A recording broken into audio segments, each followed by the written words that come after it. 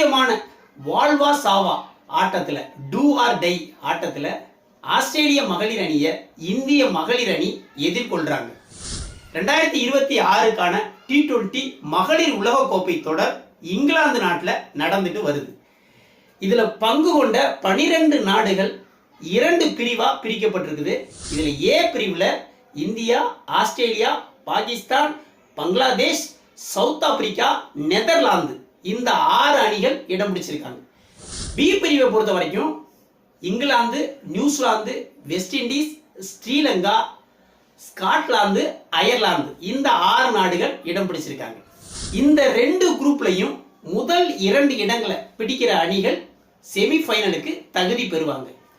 ஏ பிரிவை பொறுத்த வரைக்கும் முதல் 2 இடங்கள்ல ஆஸ்திரேலியா ஆடின 4 போட்டிகள்லையுமே வின் பண்ணி 8 புள்ளிகளோட பிளஸ் 6 ரன் ரேட்டோட முதல் இடத்துல இருக்காங்க.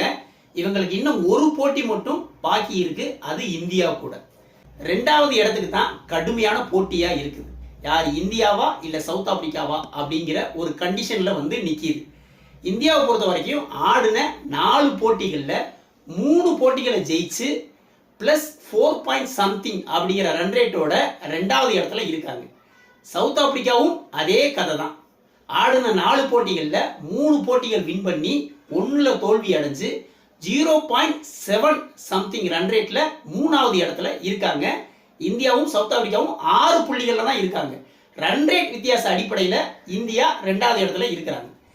இந்தியாவுக்கு இன்னும் ஒரு போட்டி பாக்கி இருக்கு, ஆஸ்திரேலியா கூட. சவுத் ஆப்பிரிக்காவுக்கு ஒரு போட்டி பாக்கி இருக்கு, அது பங்களாதேஷ் கூட. சவுத் ஆப்பிரிக்காவை பொறுத்த வரைக்கும் ஆப்போனன்ட் ரொம்ப ஈஸியான அணி தான், அவங்க அசால்ட்டா ஜெயிச்சிருவாங்க. அதனால 8 புள்ளிகள் வந்துருவாங்க. அதே நேரம் ரன் ரேட் வந்து இந்தியாவோட கம்மியா தான் இருக்குது. இந்தியாவை பொறுத்த வரைக்கும் ஆஸ்திரேலிய மகளிர் அணியை ஜெயிச்சா மட்டும்தான் 8 புள்ளிகள் வர முடியும். ரன் ரேட் நல்லா இருக்கிறதுனால 2வது இடத்தை பிடிச்சு உள்ள போயிடுவாங்க. ஆஸ்திரேலியா இந்தியாவை தோத்துட்டாங்கன்னா அவங்களும் 8 புள்ளி தான். ஆனா அவங்க நல்ல ரன் ரேட்ல இருக்கிறதுனால ஆஸ்திரேலியா கன்ஃபார்மா உள்ள போறது உறுதி. இந்த நிலையில இன்னைக்கு ஆஸ்திரேலியா மகளிர் அணியை இந்திய அணி எதிர்கொள்றாங்க. இன்னொரு பக்கம் சவுத் ஆப்பிரிக்கா மகளிர் அணிக்கும் பங்களாதேஷ் மகளிர் அணிக்கும் போட்டி நடந்துகிட்டு இருக்குது. இதுல பங்களாதேஷ் ஃபர்ஸ்ட் பேட்டிங் பண்ணி 117 ரன்களை மட்டும்தான் அடிச்சிருக்காங்க.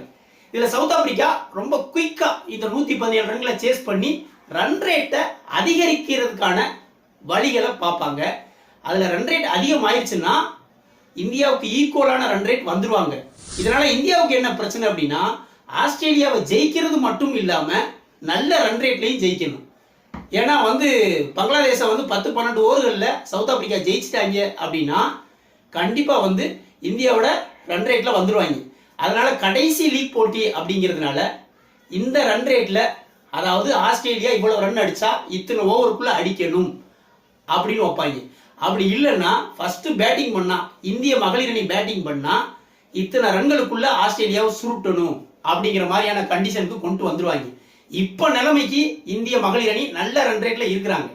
அதனால ஆஸ்திரேலியாவை ஜெயிச்சாலே போதும் அப்படிங்கிற நிலை தான் இப்போதைக்கு இருக்குது. இது சவுத் ஆப்பிரிக்கா பங்களாதேஷ் அணிகளுக்கான ரிசல்ட்டை பொறுத்து மாறுபடும்.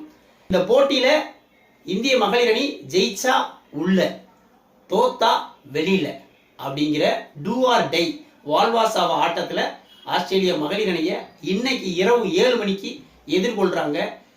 பொறுத்திருந்து பார்ப்போம். வீடியோ பிடிச்சிருந்தா லைக் கமெண்ட் பண்ணுங்க, குறிப்பா சப்ஸ்கிரைப் பண்ணுங்க. மற்றும் ஒரு வீடியோவில் சந்திப்போம். நன்றி.